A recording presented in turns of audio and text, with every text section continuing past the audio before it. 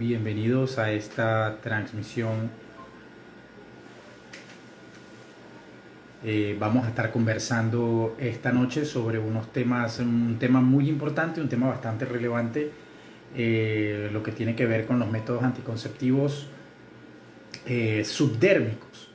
Los métodos anticonceptivos subdérmicos pues ciertamente son un tema bastante importante en la actualidad, ya que están bastante de moda. Realmente yo creo que una palabra bien interesante, es que están de moda.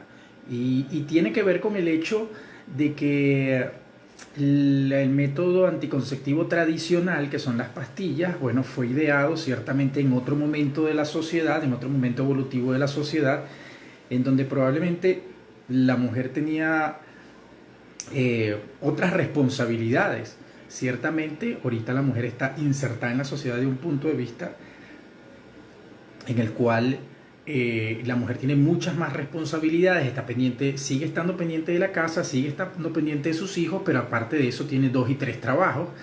Entonces el principal problema con las pastillas es que muchas pacientes se les olvida tomarlo porque su día a día, su realidad es ciertamente bastante acelerado. Entonces, bueno, vamos a entrar en tema, puesto que estos métodos anticonceptivos se están utilizando mucho, nos presta una facilidad que tienen una duración, son por varios años. Ya vamos a hablar de cuáles son los métodos que tenemos disponibles acá en nuestro país.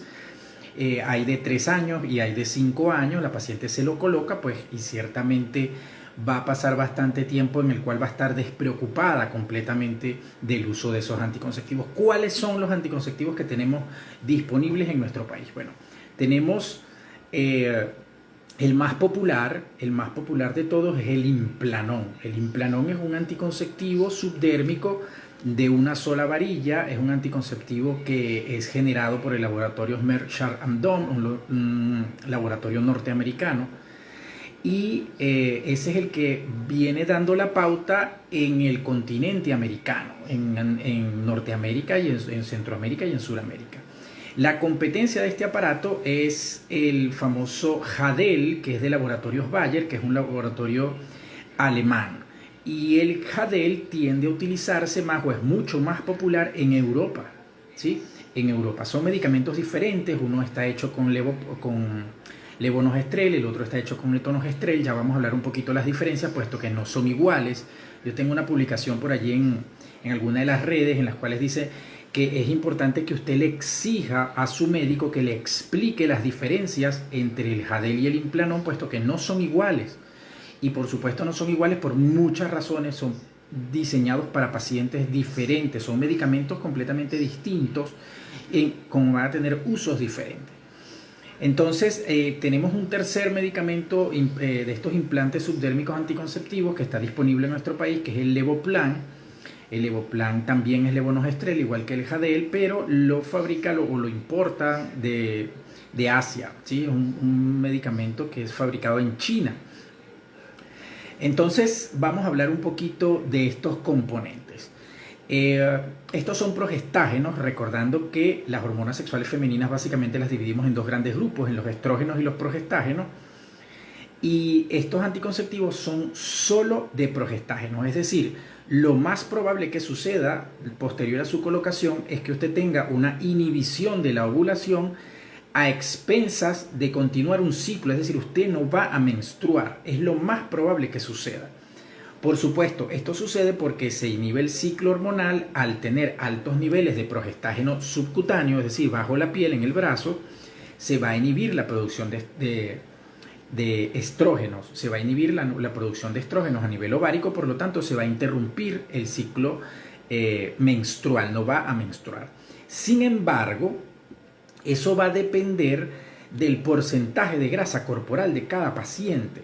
Eso es muy importante que lo sepamos, puesto que los estrógenos tienen varios lugares donde se producen. Se producen los estrógenos se pueden, porque es la hormona principal, hormona sexual femenina, se puede producir en el ovario, que eso lo estamos inhibiendo, se puede producir a nivel de la glándula suprarrenal y se puede producir en la grasa corporal.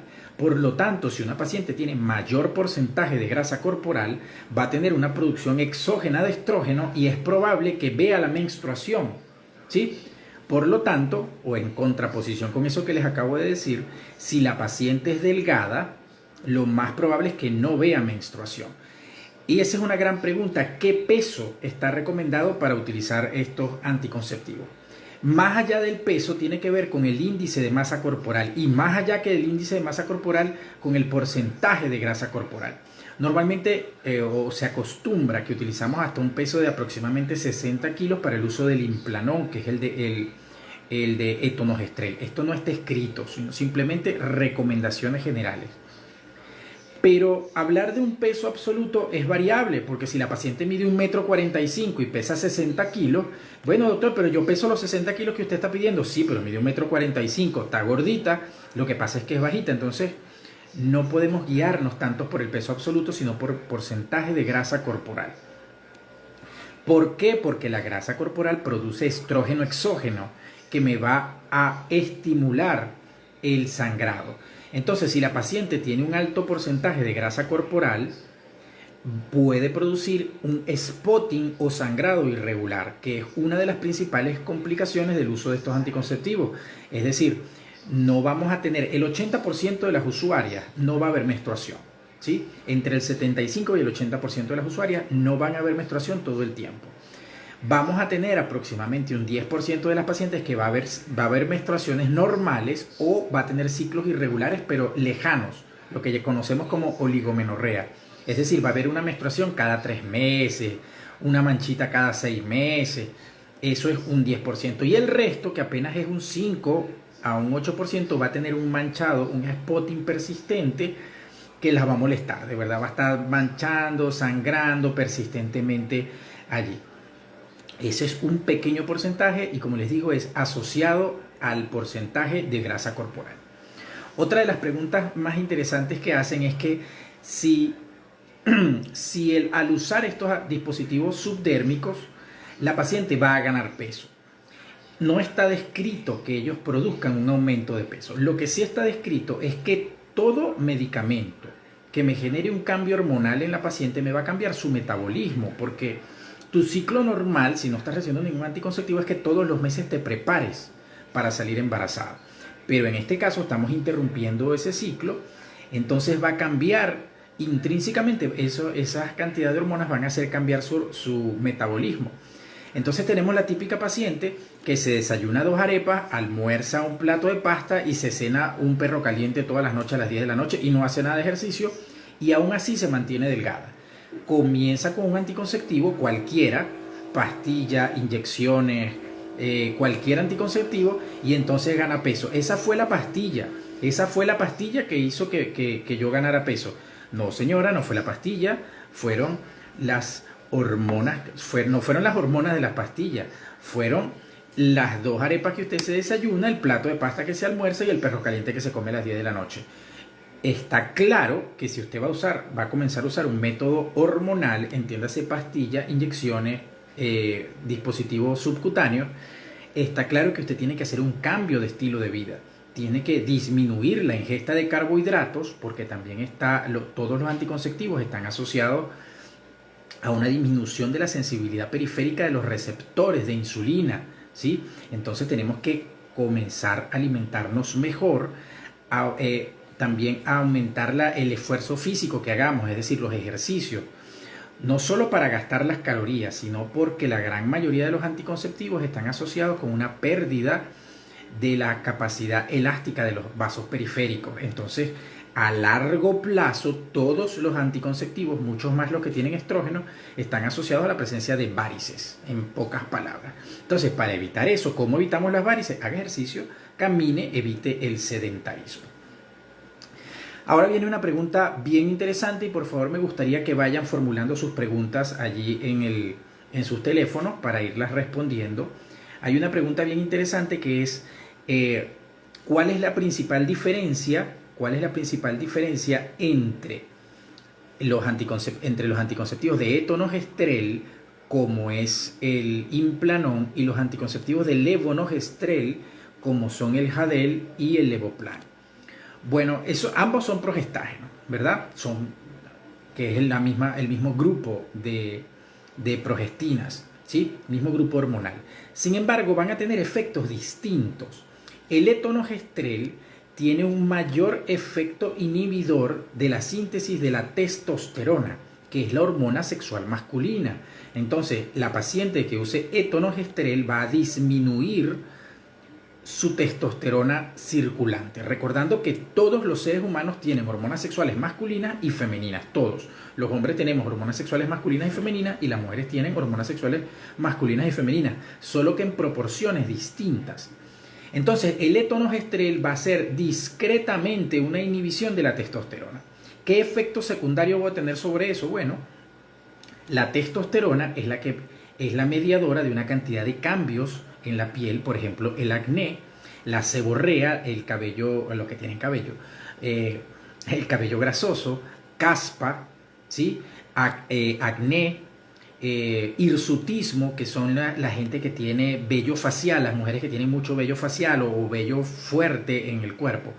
El uso de etonogestrel me va a disminuir, no es una cura milagrosa, pero sí me lo va a disminuir a la larga, me va a disminuir esa sensibilidad a la testosterona. Entonces esa paciente que sufre de acné, esa paciente que sufre de cabello grasoso, esa paciente que sufre de caspa o seborrea puede verse beneficiada con el uso de un anticonceptivo como puede ser los de etonogestrel, que es el Implanon. Sin embargo, nada es perfecto. Nada es perfecto porque la testosterona no solo tiene esos efectos negativos en la piel de la mujer, sino que también es mediadora de la libido, que es el deseo de tener relaciones sexuales en la pareja, ¿sí? Entonces, esa paciente que va a usar etonogestrel puede manifestar que tras algunos meses de su uso, tampoco es algo que me lo puse hoy y ya mañana tengo los síntomas, ¿verdad? Tras algunos meses de su uso, puede manifestar que tiene una disminución de la libido. Entendemos libido como el deseo de tener relaciones sexuales y asociado a eso puede ser también la presencia de disminución de la capacidad de lubricación durante el acto sexual y secundariamente va a tener una disminución de la capacidad de alcanzar el orgasmo durante la relación sexual. Por su parte, el otro medicamento que es el levonorgestrel, no va a tener un efecto tan marcado sobre la testosterona. No lo va a tener. Entonces, si bien es cierto, el levonorgestrel no afecta, no se mete nada con su piel, con el acné, con la caspa, con la seborrea, con el hirsutismo, no tiene nada que ver con eso. Por otro lado, tampoco va a afectar significativamente la sexualidad, la libido, la lubricación y la capacidad de alcanzar el orgasmo. Este tema es bien interesante que lo planteemos, porque muchas veces en la consulta de ginecología no hay tiempo, o más que tiempo no hay disposición de interrogar este tema. Y yo siempre le digo a mis pacientes, y saludo a las pacientes con las que hemos tenido esta conversación en la consulta, que si yo pudiera dividir a las mujeres nada más en dos tipos, ¿verdad? Una, la tipo 1, en la cual la sexualidad se da extremadamente fácil, la libido está alta todo el tiempo, la lubricación es espectacular y alcanza el orgasmo durante todas las relaciones o múltiples orgasmos durante las relaciones. Supongamos que esta es la paciente 1. Y en el otro extremo de la balanza tenemos la paciente 2, en la cual la libido está todo el tiempo baja, tiene problemas de lubricación y prácticamente nunca ha alcanzado un orgasmo.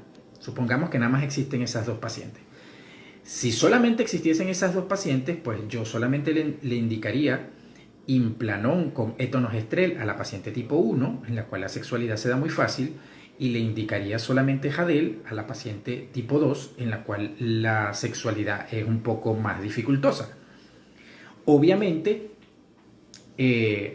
nadie es blanco o negro. Todas las pacientes están en ese rango de grises, pero esa decisión ya la tiene que tomar cada paciente. Yo les doy las herramientas, les doy las consideraciones y la paciente va a analizarse ¿verdad? Va a analizarse. He tenido pacientes en mi consulta que me han dicho, doctor, yo antes del aparato era multiorgásmica y la única diferencia sobre mi sexualidad en una paciente que ya tiene 18 meses con el uso del Implanon, la única diferencia, no tiene disminución de la libido, no tiene disminución de la lubricación, la única diferencia interesante es que ella era multiorgásmica y ahora es monoorgásmica, es decir, que por cada relación sexual alcanza solamente un orgasmo. Por supuesto, esto para ella no es algo grave, no es algo significativo, pero sí se representa un cambio importante. Obviamente todos estos son consideraciones bien amplias, ¿sí? Cada paciente debe ser individualizada para la utilización de estos aparatos. ¿Qué otra diferencia tenemos entre ellos? Bueno, el Implanon tiene solo una varilla, tiene un solo implante, mientras que el Jadel y el Levoplan está compuesto por dos implantes un poco más finos y más cortos. El Implanon tiene un aparato que es completamente automatizado, tiene un aplicador completamente automático, mientras que el Jadel y el Levoplan es un aplicador que da un poquito más de trabajo para el médico,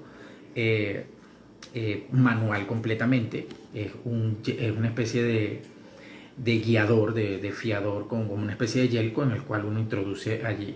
Sin embargo, es relativamente muy rápido. El Implanon se coloca aproximadamente entre limpiar, colocar anestesia, yo por lo menos coloco anestesia, y hacer la aplicación. Uno se puede demorar, bueno, para colocar la anestesia uno espera 5 minutos al menos, pero ponle que nos demoremos de punta a punta 6 minutos, mientras que para el Jadel nos demoramos de punta a punta 8 minutos. Eso no es significativo, pero sí te lo explico para que sepan que es un procedimiento en la colocación extremadamente rápido. Para la extracción es algo diferente. Para la extracción sí hay que hacer un proceso, realmente es un proceso de cirugía menor. Hay que colocar, por supuesto, limpiar, anestesia local, una incisión con un bisturí y extraerlo con un equipo de cirugía menor, probablemente una pinza de Cray.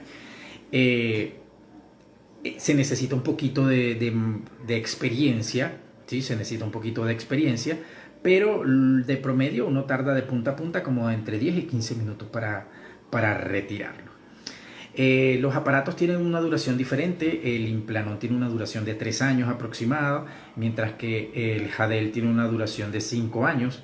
Sin embargo, ahorita con la pandemia, pues ambos laboratorios, tanto MSD como Bayer, en vista de que los centros médicos que proceden a hacer el recambio de estos dispositivos subdérmicos estaban cerrados por efecto de la pandemia, ellos sacaron publicaciones a nivel internacional notificando que sus aparatos podían durar hasta un año más de lo que ellos referían que duraba, solamente que podían verse irregularidades menstruales. Sin embargo,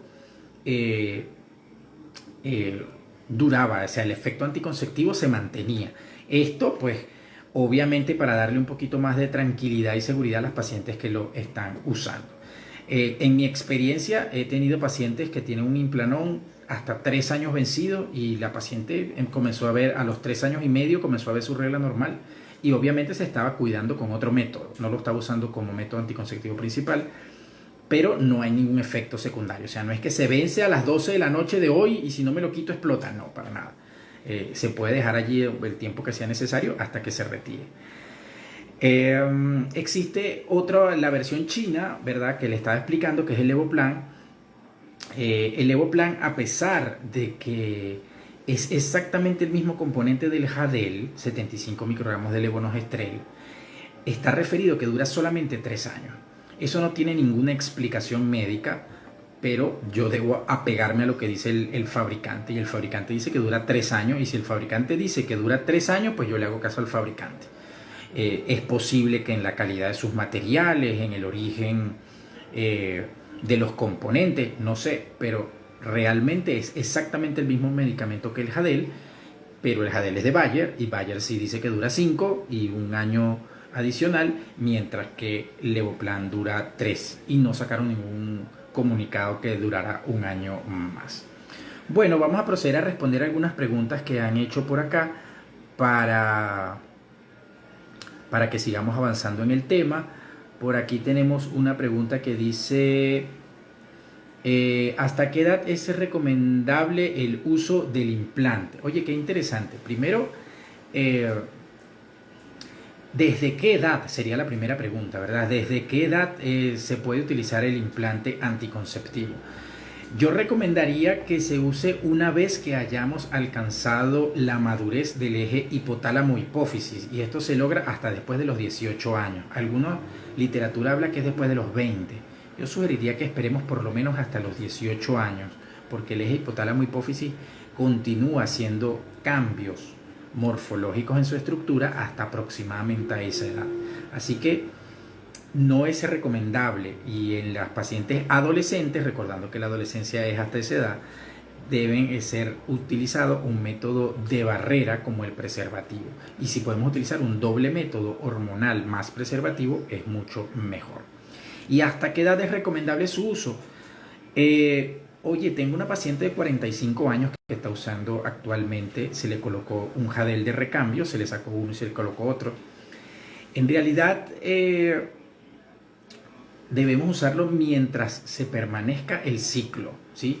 Asumiendo que la edad en Venezuela para la menopausia es entre los 48 y los 51 años. Entonces, aproximadamente hasta esa edad sería recomendable. Sin embargo, no existe ninguna contraindicación de tener cargas de progesterona hasta cuando fisiológicamente llegue la menopausia, no hay ningún problema. Pudiera ser problemático usar estrógeno hasta esa edad, es decir, usar pastillas anticonceptivas tradicionales. Eso sí pudiera hablarnos de algo adicional, pero estos aparatos no tendrían ningún efecto en el caso de que se mantenga meses o un par de años hasta que genéticamente estaba predispuesta la menopausia. Por acá tenemos otra pregunta. ¿Deben poner puntos al quitarlo? Mira, haciendo un poco de memoria, yo creo que he colocado un punto a una paciente en todos los aparatos que he quitado, no sé, en 100 aparatos que he quitado, no sé. Y tal vez una sola paciente ha meritado puntos, y eso porque la paciente ganó peso y entonces el aparato estaba un poco difícil, oculto, hubo que abrir un poquito más. Normalmente no es necesario abrir tanto, con 0,5 medio centímetro que hagamos de incisión es suficiente para retirarlo, y cuando la herida es de 0,5 no necesita sutura, simplemente se afrontan los bordes con un adhesivo, se coloca una gasa compresiva para que no se haga un hematoma y la paciente se pone hielo. Eso se le deja un par de días, 2 a 3 días, y eso cicatriza solo, no es necesario hacer suturas, poner puntos. Normalmente yo creo recordarme haber suturado una paciente en todo el tiempo que tengo haciendo esto, así que no es algo relativamente frecuente.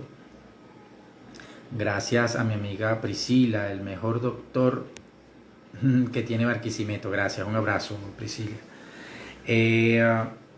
Tenemos otra diferencia entre estos aparatos y es un tema bien complejo, tiene que ver con el método de salud que se ocurre, porque hay una diferencia de precio significativo entre el Implanon y el Jadel. Fíjate qué interesante esto, a pesar de que el Implanon dure 3 años, es mucho más caro, a veces hasta el doble de caro que el Jadel, que dura 5. Pero ¿cómo es eso, doctor? Que si este dura 3 y este dura 5. Bueno, tiene que ver con que lo costoso del Implanon es el aparatico que viene, que es el aplicador automático, ¿sí? ¿Y por qué el Implanon tiene un aplicador automático y el Jadel no? Bien interesante, porque el Implanon es fabricado en Norteamérica. En Norteamérica tiene un esquema de salud en donde es un poco más difícil accesar al médico especialista. Es más probable que te atienda un asistente médico, un physician assistant, o un personal en enfermería. Entonces, este equipo fue diseñado para que un asistente médico o un personal de enfermería entrenado sea el que lo coloque y no el médico, porque conseguir una cita con un médico en Estados Unidos es muy costoso o muy difícil. Entonces, por eso ese aplicador es lo más caro. Mientras que en Europa es diferente. En Europa, en la mayoría de los países, son sistemas distintos de salud, en donde es mucho más sencillo que tú puedas acceder a un médico. Entonces, el Jadel sí está diseñado para que sea el médico el que te lo coloque. Por eso, El aplicador es súper sencillo, pero es manual completamente, tiene que colocártelo un médico. Esa es básicamente la diferencia del precio, no es una diferencia farmacológica, sino que es una diferencia administrativa, ¿sí? Es una diferencia administrativa. Sin embargo, yo siempre les recomiendo, en temas de salud no hay que guiarse por el precio, en cosas de salud, en temas de salud, hay que guiarse con el mejor medicamento para cada paciente. Es recomendable el uso del implante en pacientes con enfermedades crónicas como hipertensión arterial, diabetes mellitus, artritis u otras. Interesantísima pregunta. Muchas de estas enfermedades, claro, estamos englobando muchas cosas allí, ¿verdad? Estamos englobando muchas. Esas pacientes tenemos que ver estos anticonceptivos como alternativa, porque los anticonceptivos tradicionales tienen estrógeno y los estrógenos combinados con hipertensión, estrógenos con diabetes y sus efectos sobre todo a nivel de vasos periféricos, ¿verdad? Inclusive inmunológicos como la artritis, es el efecto, lo que es contraproducente es el efecto del estrógeno más estas patologías. Sin embargo, estos anticonceptivos subdérmicos contienen solo progestágeno, que es el menor de los daños. No es que no esté asociado, a tromboflebitis o a trombos periféricos o a alteraciones de la insulina. Sí hay una asociación, no directa, pero sí hay una asociación. Pero es el menor de los daños. Ahora bien, en pacientes con diabetes mellitus y obesidad, que eso generalmente van de la mano, sobre todo si es diabetes mellitus tipo 2, si es una artritis en crisis o una artritis con componentes en otras esferas, pues tenemos que considerar no usar ningún tratamiento hormonal y más bien utilizar métodos de barrera, ¿sí? Como preservativo, dispositivos intrauterinos sin hormonas como la T de cobre con núcleo de plata, por ejemplo. Entonces, para terminar de responder esta pregunta, es recomendable el uso del implante en pacientes con enfermedades crónicas como hipertensión, diabetes, artritis, otras. Primero, ese saco es muy grande, ¿sí? Ese saco que me está lanzando ahí incluye demasiada gente, pero sí se puede usar, es el menor de los daños. Antes de que esta respuesta sea absoluta, hay que establecer cada paciente individualmente, ¿sí? Cada paciente individualmente, en el peso, en sus características propias, en que sea el anticonceptivo ideal y que la paciente lleve adelante su vida sexual, que es algo que se nos olvida muchas veces. El médico muchas veces pues dice, no, señora, usted no puede cuidarse con nada, tampoco puede salir embarazada, tampoco puede comer nada. Entonces, ¿qué vida le está dejando usted a la paciente?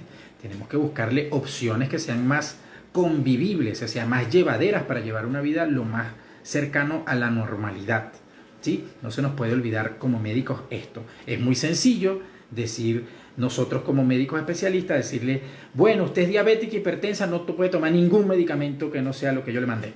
Y entonces, ¿qué estilo de vida va a llevar esa paciente? Muy bien. Excelente charla, me pone por acá mi amigo José Gregorio desde Perú. Un saludo. Sin duda, excelente doctor. Por acá me pone saludo, doctor. Tengo 12 días con mi implante nuevo y estoy excelente. Qué bueno, amiga, me alegra, de verdad, felicidades. ¿Los implantes producen quistes? Una buena pregunta. ¿Los implantes producen quistes? Pues todo método hormonal puede producir quistes. Un quiste ciertamente es una estimulación, una hiperestimulación ovárica hormonal y generalmente asociada a los estrógenos, no a los progestágenos. Generalmente los quistes están asociados o que la paciente tiene un porcentaje de grasa corporal alto que produce estrógeno y me hiperestimula los ovarios, me produce múltiples folículos, o bien es cierto que también me puede tener unos niveles de insulina muy elevados asociados a una resistencia a insulina periférica, ¿sí? Eso lo podemos diagnosticar solicitando unos exámenes que se llaman insulina basal y postpandrial, que es la que más me interesa. Esa paciente que tiene una resistencia periférica a la insulina hace una vuelta hormonal larga que usted la puede buscar por Google, esta no es una clase de fisiología, ¿verdad? Pero que puede estar asociado a esos quistes. Entonces, antes de echarle la culpa al anticonceptivo, que él no es el culpable, por lo menos no directamente, puede ser por obesidad o por resistencia a la insulina, es lo más común. Por acá me preguntan, ¿y el peso, doctor? Bueno, el peso con respecto al uso, bueno, estábamos hablando de eso. La paciente, para que le vaya bien con el Implanon, estimamos hasta un peso de 60-65 kilos máximo. Y la paciente para que utilice Jadel, estimamos hasta un peso de 75 kilos. ¿Qué pasa si la paciente pesa más de 75 kilos y quiere utilizar hormonas? Bueno, yo preferiría utilizar en esa paciente que ya presenta una obesidad a un 80-90 kilos, yo preferiría utilizar los anticonceptivos intrauterinos con liberación hormonal, entiéndase el Mirena, entiéndase el Eloira, que son exactamente el mismo componente, que es levonorgestrel de liberación directo sobre la cavidad endometrial. Como esas son liberadas directo sobre la cavidad endometrial, tienen poco efecto sobre el peso corporal que tenga la paciente, pues ya hace su efecto local, ahí a nivel uterino. Entonces, en pacientes con más de ese peso, esa sería la opción más idónea. ¿Debe tener reposo físico o sexual posterior a la colocación? Bueno, la principal complicación de la colocación, que se coloca en el borde interno del músculo bíceps, es la presencia de un hematoma, ¿sí? Entonces, la paciente ese día se recomienda que se coloque hielo local, que se mantenga con el brazo lo más arriba que pueda todo ese día y por lo menos unas 48 horas sin hacer esfuerzo físico. No es que no vaya a trabajar. Bueno, al menos que yo siempre le digo, al menos que usted sea domadora de potras salvajes, ¿verdad? Pues si usted es domadora de potros salvajes, no trabaje, pero de resto puede trabajar. Y si a la gente que va al gimnasio, por lo menos 48 horas sin ir al gimnasio. El reposo sexual, no hay ningún reposo sexual, solamente que debe usar un método anticonceptivo de barrera como preservativo por lo menos los primeros 21 días. ¿Sí? Después de los 21 días, esta paciente está completamente protegida contra embarazo, pero antes de los primeros 21 días debe complementar su anticoncepción con un método de barrera. ¿Por qué a mi pareja le duele la vagina cuando terminamos de tener relaciones? Bueno, eso no tiene nada que ver con los dispositivos anticonceptivos en lo absoluto. Lo más recomendable es que vaya a una consulta ginecológica. Es posible que tenga una infección, es lo más probable. En pacientes con ovarios poliquísticos, ¿cuál es la mejor opción de las tres? Pues la paciente con ovarios poliquísticos tiene que ser manejada de una forma diferente. Primero, que la paciente de ovario poliquístico no siempre, generalmente es una paciente con sobrepeso. No siempre. Hay delgadas también. Y también están asociadas a resistencia a la insulina. No siempre, pero también está muy asociado. Primero tengo que manejar esas dos variables. Después que yo tenga esas dos variables resueltas, tengo que poner un tratamiento. Pero este tipo de anticonceptivo no es la primera elección, ¿sí? Yo debería utilizar un medicamento tipo Dixi 35, Diane 35, son otra clase de otro tipo de medicamentos, y una vez que yo la tenga manejada por lo menos 3 meses, que esos ovarios no tengan quiste, yo pudiera rotarla a los anticonceptivos subdérmicos. Pero primero tengo que manejarlo con este otro tipo de anticonceptivos como tratamiento. Importante que sepan que estos tratamientos que les acabo de mencionar no son anticonceptivos permanentes. El Dixi, el Diane, no son anticonceptivos. Hay gente que no, yo tomo ese, yo tengo años tomándolo. No son. Estos son métodos anticonceptivos, tratamientos hormonales que deben ser usados por un lapso de 3 a 6 meses para posteriormente rotarse a un anticonceptivo diferente, puesto que estos son anticonceptivos que tienen una cantidad de estrógeno muy alto, tienen 35 microgramos de etinilestradiol, y eso está demostrado que los 35 microgramos de etinilestradiol aumentan la probabilidad de trombopatías y trombos en los miembros inferiores. Por eso no debe ser utilizado por más de 6 meses. Por lo menos, si usted lo va a usar por más de 6 meses, tiene que hacerse un eco Doppler, una valoración, que usted verifique que no fume, que sea una paciente activa físicamente, que no tenga patologías venosas periféricas. Saludos, Carlos, mi amiga Isayana, un abrazo. Gracias, doctor, muy buen médico, de verdad que sí. Doctor, uso Implanon hace 1 año y en la última consulta presenté un quiste en ovario derecho. ¿Qué es lo más recomendable? Bueno, una pregunta muy interesante de mi amiga Carlis. Va a depender del tamaño del quiste, ¿sí? Si es un quiste, entramos en el protocolo de manejo normal de los quistes. Si es un quiste que va a tener menos de 3 centímetros, menos de 30 milímetros, le podemos hacer un manejo eh, expectante, ¿sí? Recordar también que hasta los 15 o 18 milímetros no es un quiste, simplemente es un folículo. Hay gente que ve una lesión, una imagen anecoica ecográficamente de 12 milímetros y ya se asusta. Entonces, hasta los 15 milímetros simplemente es un folículo dominante.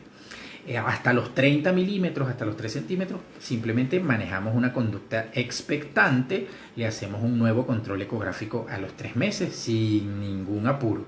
Si ya mide más de 3 centímetros, pues comenzamos el protocolo de estudio normal, que es solicitar marcadores tumorales, pedirle una tomografía. Podemos complementar el tratamiento si eso sale todo normal, complementamos el tratamiento con otro tratamiento hormonal para buscar que se reduzca, ¿sí? Podemos hacer varias cosas, pero cada caso debe ser individualizado.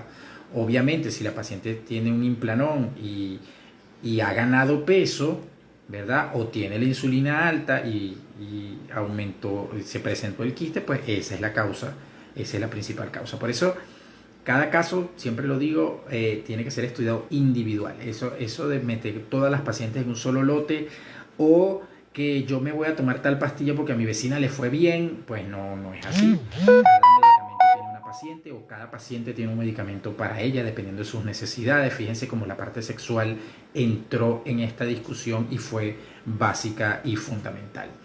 Bueno, de verdad para mí un verdadero placer haber transmitido en el día de hoy.